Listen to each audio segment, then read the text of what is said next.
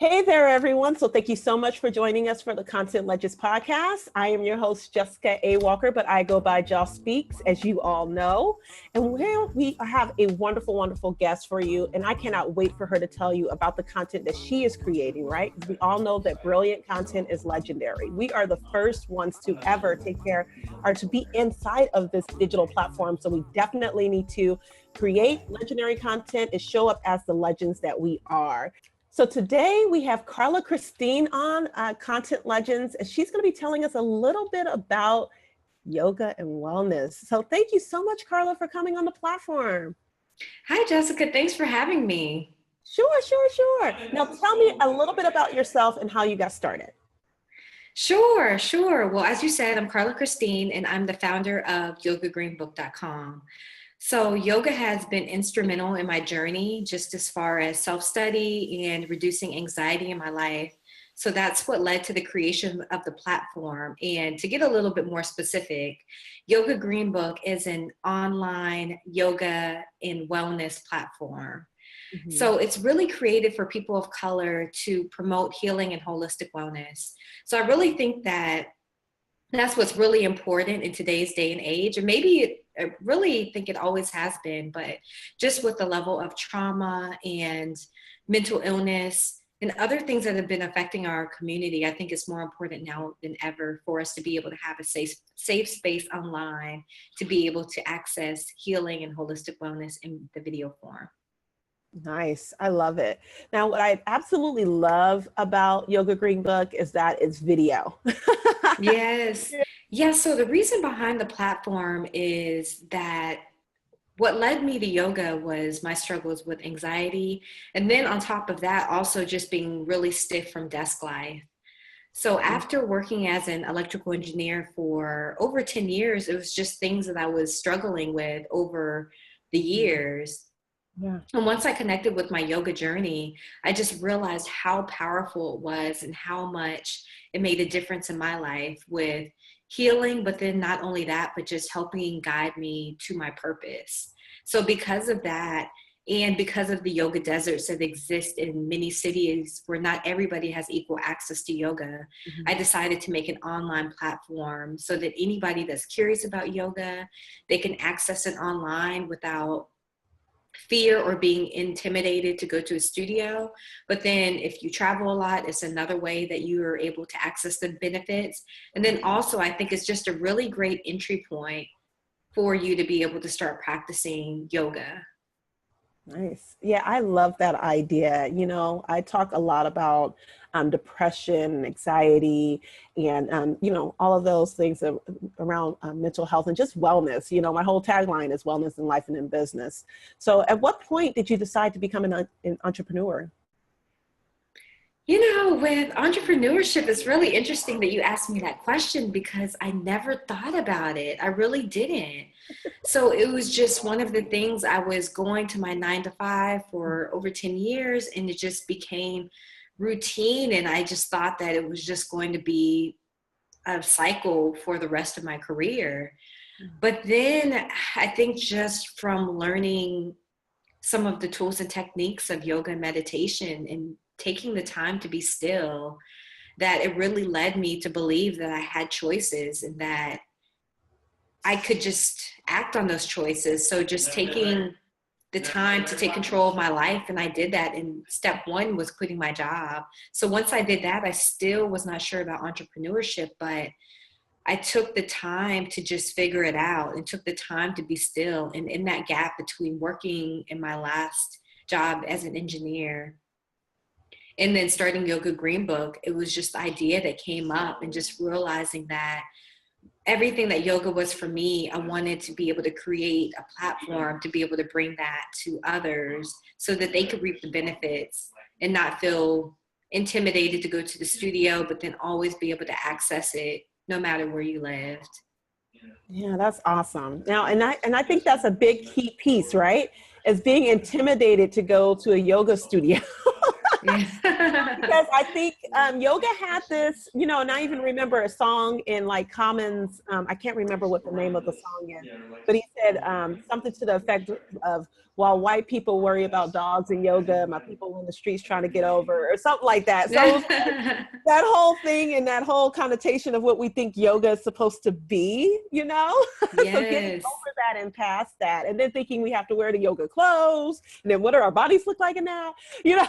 Yes, exactly. And with media, it's easy to think that yoga is not for us, especially as a person of color, because when you open up magazines or when you see a lot of different advertisements, and this is starting to change, but you see an image of a white person that is a woman and typically younger, thin, and very flexible. So it's just breaking those stereotypes because Black yoga teachers exist. We exist. People of color that are practicing yoga exist. And on top of that, yoga is linked to Black and Brown people in Egypt and India. So it's not anything that's new, but it's just really showing people what already exists and that the benefits that we can reap from yoga and meditation, they are for us. I love it. I love it. Now, tell us a little bit about the name. I think this is a great segue into the name. Tell us the significance behind the name. Sure. So Yoga Green Book was inspired by the Negro Motorist Green Book. Mhm. And this is the Green Book that was created by Victor Green back in the day during segregation era to help Black travelers, African Americans, travel safely. So it would list places such as gas stations, such as hotels and other places that they would come across along their journey, and they would be able to know that they would stay safe. So I think that that was definitely important then. And I think being able to know safe spaces is really important now, even in the yoga community. So that's why I decided to create a platform that's using the same title and using the same name. Is just knowing that as a person of color, there is a safe space for you to access healing and holistic wellness online. Nice. Now, you mentioned a bit about even the yoga teachers. Tell us a bit about that and what they have to navigate through, you know, doing this type of work. Yeah, so it's great. That's a great question. And one thing that I have not mentioned is at the start of Yoga Green Book and before it started, I was at the point where I had deepened my yoga practice through teacher training, and I was teaching yoga in Chicago. So it was the beginning of me stepping onto my path. And Mhm. when I started teaching, I started noticing that the communities that were coming, there were not typically any students of color in my classes. Mhm. And that in Chicago, and it may be like this in other cities, definitely other cities that I've I've been in, or that I've just noticed that the yoga studios are typically in certain areas of the town, certain areas of the city. Mhm. So because of that, I started reaching out to other teachers of color because I and one other person were the only on the roster of about 50. And Wow. that was typical, at least in Chicago at that time. So I wanted to just link with other teachers of color to be able to connect just through connecting with their experience. Yeah. And then also so that others that were interested in yoga would be able to find us.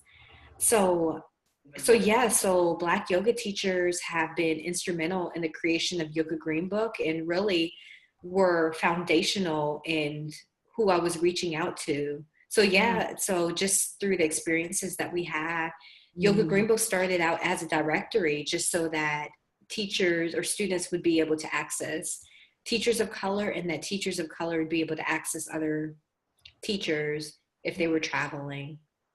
Wow. So it really Yeah. was that community, like that whole, it was a green book.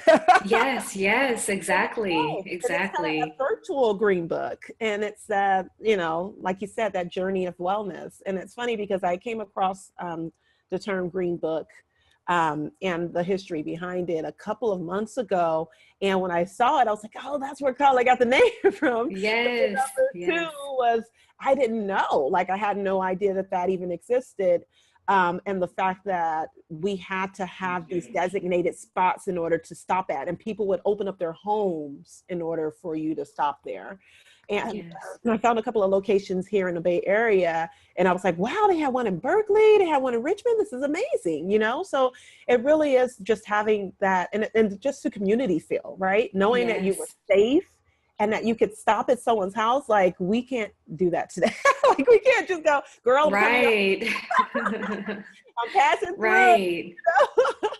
So, but it's great that you've brought that to a digital space so that they feel welcome. So like you said, it's not only for the teachers, but for the participants, but it's for the teachers as well. Yes, yes. And things are changing. So I won't say that, things aren't changing and that the yoga community isn't becoming more inclusive, because it is. Like, there is definitely more inclusion that's happening, and there are many yoga communities that are not run by people of color that are very welcoming. So I do know that that exists, and I have witnessed and experienced that.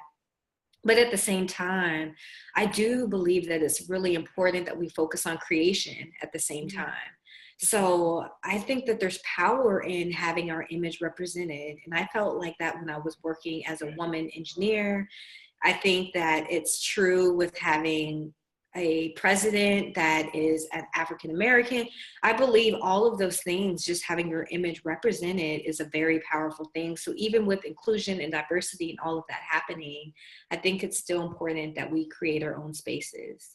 Definitely. I love that.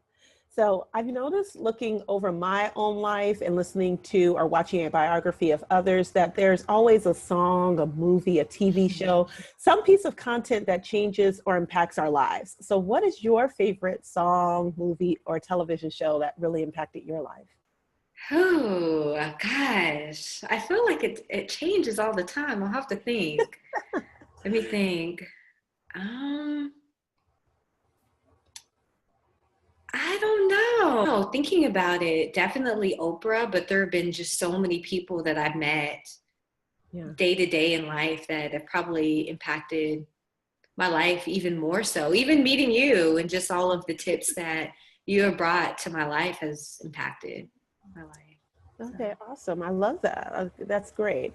Because it's not necessarily content that we consume. It is content in a different form, right? It's like in real life content. It's that piece when you meet someone and they speak to you in a different way, or give you a sense of confidence, or give you a message, or like you said, tips or guidance in that way.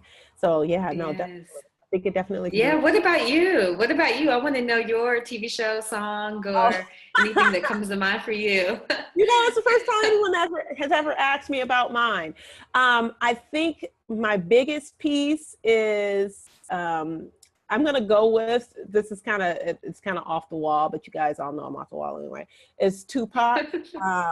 Okay. Renditions of a writer, because it's like, whenever I hear that song, it's like, I can't deny it, I'm a straight rider, and it just gives me a sense of like, oh, I'm ready, and it kind of gears me up. So that song, and then my movie would be The Last Dragon, for sure. Like, just that whole being kind of not like everyone else, and liking, something from another culture, because I was really drawn to the Chinese culture when I was younger, and, doing karate and stuff. My dad was into that type of stuff. He would show me karate movies all the time. So seeing a Black man in that image and being like the hero and doing karate was like the biggest thing ever for me. So definitely The Last Dragon was like it. And then of course it had hip hop and music in it. So it's like, oh yeah, everything I like. Right. I like that. I like that. Yeah. That's not what I was expecting either. Really? No, it's not. No, but now that you said those movies, it does have me thinking, and not really completely not related to Yoga Green Book, but the movie I always go back to over and over is Love Jones. And I feel like it was just something about like Black creatives really coming together that in Chicago, just something about that movie, and then the whole love and romance element of it. And then of course Loren's take too. It's just like, yeah. Yeah. But I felt like it was just uplifting overall in the end. So I Yeah, really like so if that. you're not following Lorenz Tate, definitely follow Lorenz Tate on Instagram because yeah. Oh, I don't even know what's going on with him these days. I haven't seen him. He has some very motivational, inspirational quotes, but every now and again he throws a picture with a shirt off, just a little. Ah. Just keep you inspired. Inspiring. Okay, searching now. Definitely, right? All right, so what are some, we kind of talked about this a bit, but can you explain some of the history behind how you are becoming a content legend or how you're creating legendary content? What does this all symbolize and mean to you? Oh, well, as far as content and the whole content creation piece, I feel that especially with the mission of Yoga Green Book to promote healing and holistic wellness to people of color, having a community of teachers has been a powerful thing. So having different teachers creating content that's showcasing different styles of yoga, that's showcasing different ways and tips to incorporate wellness in your life. So the video content has been really a powerful thing, but then not just video content for me. I do have content out there, but then showcasing video content as a community and just showing that as a united community, that we can really take our wellness to the next level. So yes, so just video content in that way of producing content has really been powerful. And the community has been stating that it's been a powerful thing. So I just hope that it continues to be. Nice. I love it. Now tell us your system behind creating content. Do you have any systems that you use?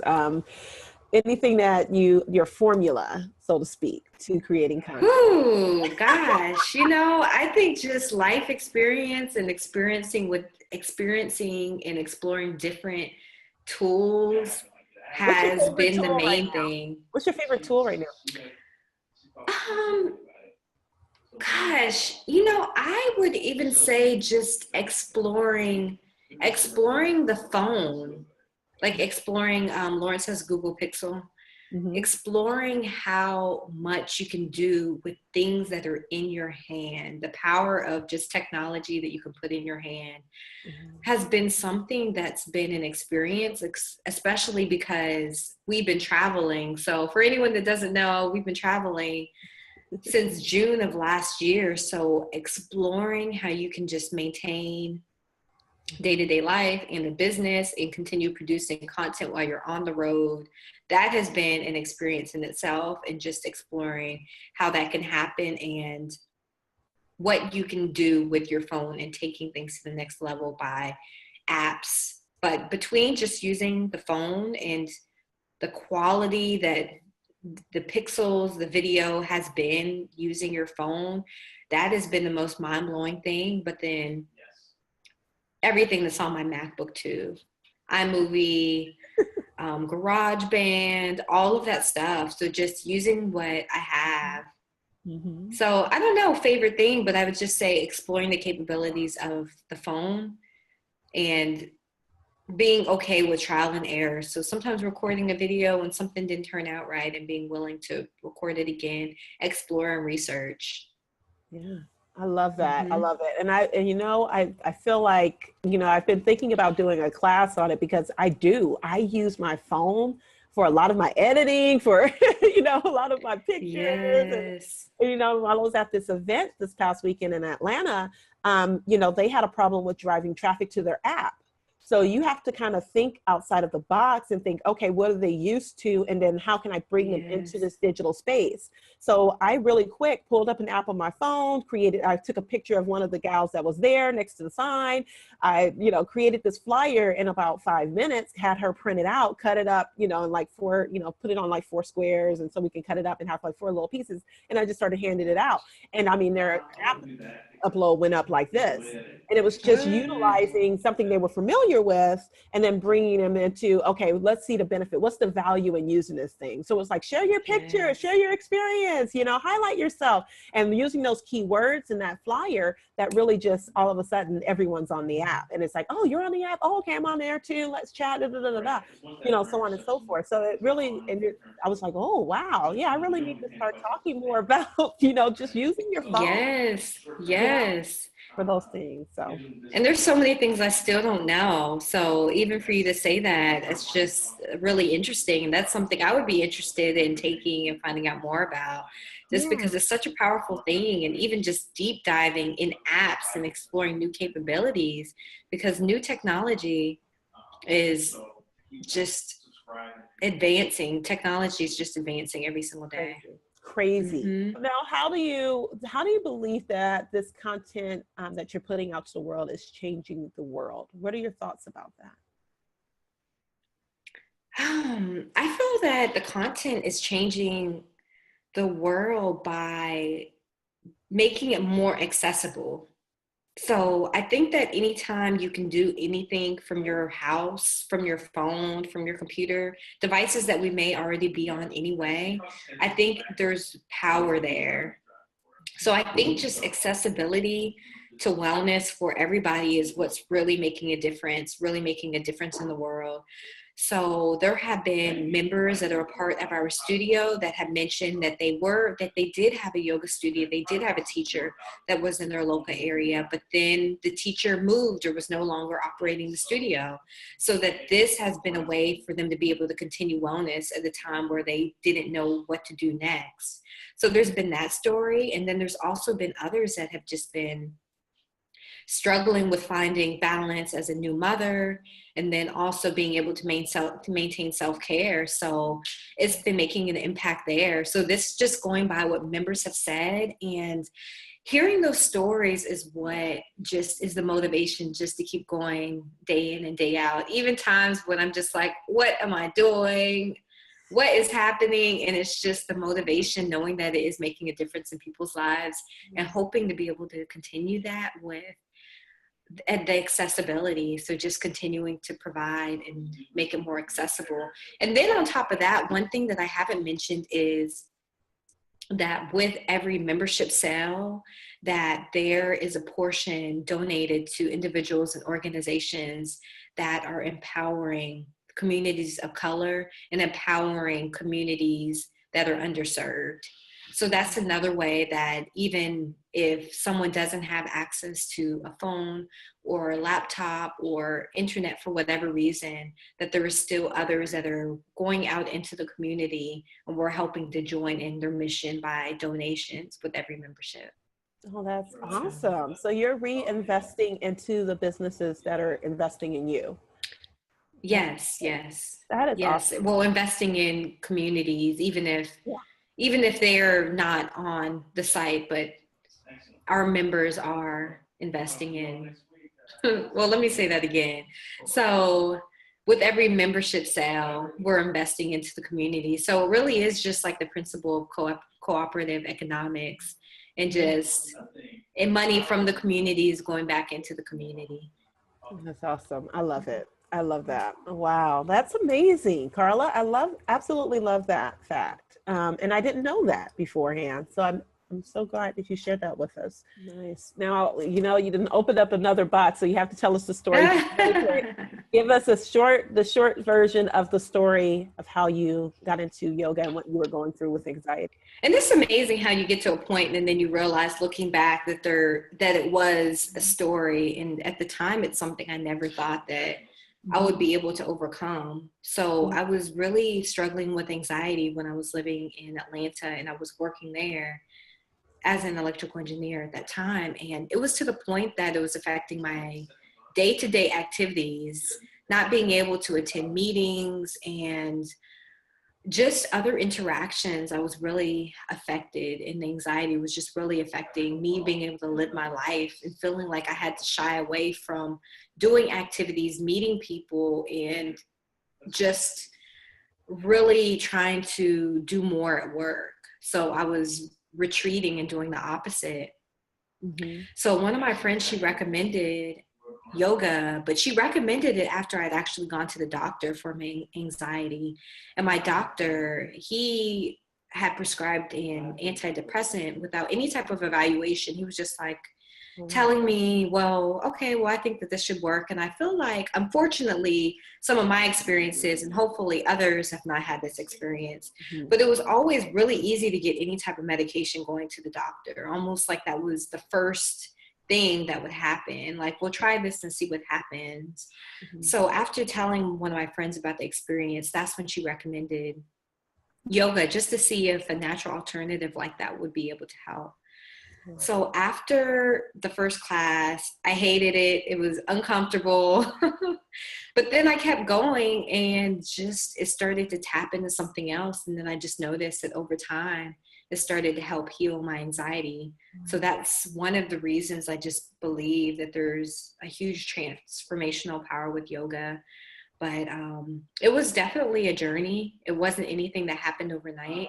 But I'm just thankful for having yoga on the journey, and that the tools and techniques that I learned from it, but then also having a friend that was there and understood my struggles and knew that from what she saw me go through, and then from her own personal experiences and journey, that it was something that may help.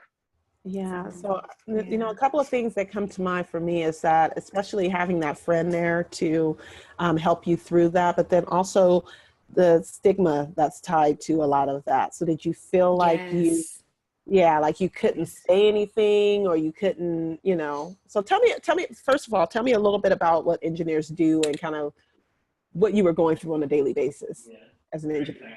Right. So as an engineer, day to day, I was going through, my position was reviewing and providing oversight on a contract that was already in place. So reviewing a lot of the technical details. So having to attend a lot of meetings and then give my thoughts and the decision on what the engineering decision on what was needed for like a specific technical question. So I think just day to day, just maybe even deep down, not being on my path, I don't know, but it was just producing a lot of anxiety, having to attend these meetings with 40, 50 people, and then all of that just wrapped into one. So I think just Can you talk a bit meetings. about how many people of color were in those meetings? Did you feel any of that? Did you feel like, were you like the only woman or the only woman of color there in those meetings? Yes, both. So the double minority thing going on there, being the only woman, but then being a woman of color. So that was definitely a struggle. Thankfully, there were women of color engineers in my chain. So that was a huge impact on my life and a positive thing to see. But yes, day to day, it was definitely a male dominated field by far. And that was another thing that I think was contributing. So what it actually was, I don't know, but that's what I think. I think it was, feeling like the minority, feeling like I was newer in my career and all of those things. And then also not being passionate about what I was doing. It was just like a bunch of different things going on at once.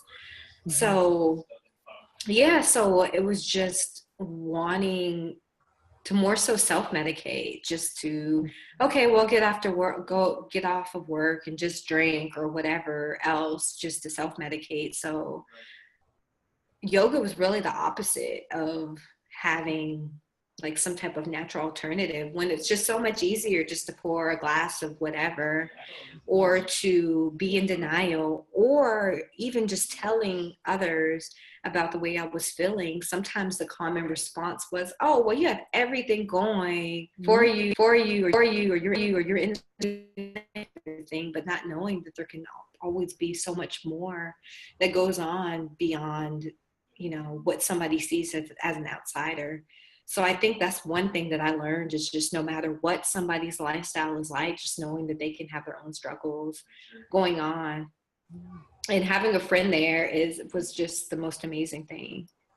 Okay, so you've talked a bit about, yoga, wellness, and all that good stuff. For you, how do you take care of yourself, your mental, spiritual, physical health, life outside of business? So taking care of myself and self-care, it's something I really have to be intentional about. Mhm. So even though I have Yoga Green Book and it's my active mission, it's still really easy to neglect myself. Mhm. So that's one thing that I've been focusing on more as of recently, especially in the past week. I've been making nightly rituals and just doing other things that I consider self-care. So being intentional is really the number one way that I practice self-care, because there are always plenty of things to do, but just making the intention to do something. And even if I don't have the time to go out and indulge in self-care someplace, but taking a longer shower and then just making that self-care and just enjoying every minute of it, or just being mindful if I'm cooking and not doing anything else but just smelling the vegetables and tasting things along the way. So sometimes even when I'm strapped for time, I just make self-care in the little things. So that's what I've been intentionally trying to do, and just making an effort to do it. And yesterday was a great day for self-care, and was able to put my feet in the sand, literally on the beach. So we've been living by the beach for a month, and it was the first time I've actually ventured out to do that. So yeah, so Wow. just being intentional is what I say, and inventing ways, even if it's in a task that you're already doing. Oh, wow. So I love that tip. So while we're here, let's go ahead and segue into tips. What are some of the tips that you can offer to some of our entrepreneurs or content creators who may be listening that they can use to implement in their own lives? Like you said, number one is being intentional, I know. Yes, yes. And just thinking about the things that you really find enjoyment in, and making time for that whenever you can. So for instance, for me, it's coffee in the morning, and that's one of my morning rituals, is to have coffee Mhm. and to read, and just making the time for that. So whatever it takes, that's one thing in the day that I always look forward to, is just having really good coffee in the morning. So just thinking about whatever those things are for you, and seeing if you can create the time for it. And if for whatever reason you just feel that you don't have time for that thing, for that coffee or for the evening tea, then seeing if you can just take any distractions out of things that you may already be doing. So if you already are going to be cooking dinner, but just making it as enjoyable as possible, turning on the music or no music and tasting the food along the way, blocking everybody out the kitchen or something like that. So just trying to find little moments of self-care in that, or a longer shower if you can indulge in it. But specific things that I like to have that I noticed on travel is essential oils are a great thing to add to your day or your night. And you can just rub that on your hands and deeply inhale. Another great thing is a coloring book. They have adult coloring books now. That's a Mhm. great thing to add for self-care if you're looking for something that's really affordable. And then the last thing that comes to mind is the yogi tea. So the stress relief tea is really great. So even if you can just add that into your evening, anytime you may be experiencing stress at work, it can be a little sip of self-care Mhm. that you can have with you. So I definitely recommend that if you're looking for anything to just buy. Those are some things that you can buy. So hopefully that helps. No, definitely. That definitely helps. Oh my goodness. So you talked about it a bit. I feel like I would be remiss not to mention it. Would you consider yourself a digital nomad or not? Would you? I've been using the term more lately, but at the same time, I don't know. It's just part of our lifestyle. It's hard to even put a label on it Mhm. sometimes, but I guess that would be a term to use, digital nomad. So Okay. hashtag digital nomad. All right. As a digital nomad, how do you, so we talked about wellness and all that good stuff, but then how do you balance the two, work and then play? Because of course you're in a new area, you're traveling. So of course you want to do some sightseeing and, and explore. So how do you balance those two?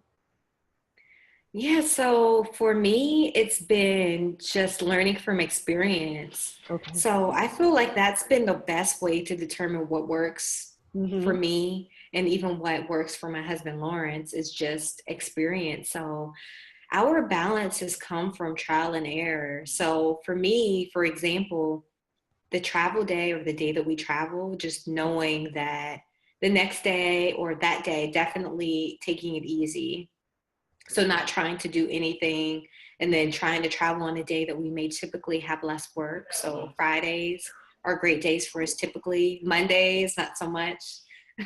So just a little bit of planning has gone a long way. And then just reflecting and knowing what worked for us has gone a long way too. So as far as balance, knowing what works for us, taking time to have our moments apart and doing what we love. So for both of us, we actually like listening to audiobooks. So for us, that's a way that we find balance is taking the time to be quiet, to be still, listening to audiobooks or just nothing. And Nice. for my hubby, long walks. So finding those things and still finding the time to do them. That's awesome. I love it. So my last question for you. Tell me something that you've talked about all this good stuff, right? So you talked about how you're good at this, you're good at that, and you're helping people. And we, of course, we have the Yoga Green Book, which is for everyone who for wellness online, and we're giving them guidance. Tell me something that Yeah. you are just not good at. Tell me something you're just not good at, and you like to delegate to other people. You're just like, this one thing I just can't do it. It's just Yeah, that's an interesting question. And one of the things that comes to mind is writing. really. So, yeah, so that's been one of my struggles is I don't mind producing video content, teaching yoga classes and all this stuff that's just completely verbal. Mhm. But I've struggled with writing Wow. outside of my journal. So anything like trying to blog or anything like that, it has not been one of my areas. But what I've noticed, and it has been a struggle mentally, like why can't I find the words and this and that. I have just come to the point of acceptance and just known that and connected with so many people that are much better writers, and I love reading their work and all of that stuff. So it's just there are other areas too, so writing in some other areas, but just knowing that there are other people that love to do it and finding the balance there. Nice. I So love it. yes, writing is there for me. Like writing for other people's enjoyment is just one of the things I've Yeah. struggled with. Yeah. I am the same way. And I'm so glad that you said it because I think we get so we get so I don't want to do I want to say pigeonhole? I guess so. Pigeonholed into this thinking of we should be good at everything. And if Yes, we're not good yes. at something that everyone else seems to be so well at, we kind of go, Right, oh, well, what's wrong with me? And it's like there's nothing wrong right. with you at all. Yes, exactly. I'm with you all the way right there. But yes, like you said, just, accepting and not feeling like pigeonholed, like everybody's Yeah. great at this and being stuck on that. Yeah. Exactly, So, exactly. So that's mhm. awesome. So thank you so much for sharing that with us. So are there any last thoughts you would like to give to us about either Yoga Green Book or yourself? Anything you'd like us to know about you or the company? Well, I'll just say that with yoga, sometimes it can be the question like, is yoga right for me? Am I flexible enough to do yoga? And can I do yoga if I'm not flexible? It's probably one of the most common questions that I get. And the answer is yes. Like you can absolutely always do yoga no matter where you are with the current body that you have. Mhm. And it doesn't matter about flexibility because it's not even about the poses. The poses are just vehicles on our journey to understand who we Mhm. truly are, and removing all of the things that may have happened from, just from experiences in life. And Yeah. not anything, not that it's a negative thing, experiences in life, because I think it's a great thing, but just ultimately revealing who we are, and that yoga can ultimately be for everybody, and whatever you're needing in your life, it can be there for that.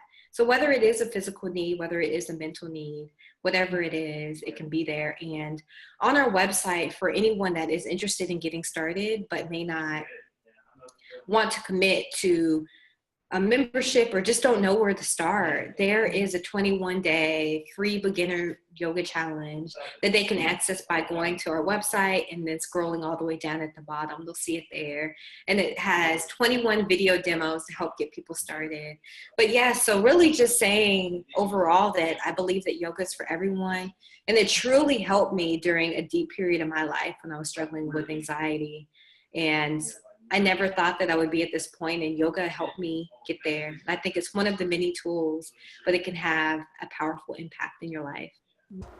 What's up, guys? Thank you so much for watching us here on YouTube or listening to us over on iTunes. Be sure to check out Carla Christine's Yoga Green Book. Go ahead and search for it on Google and you'll be able to find her there. She's also linked here in the notes section as well. I want to hear from you. How do you feel about yoga and wellness? What are your thoughts around it?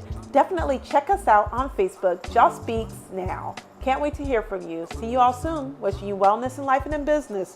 Peace.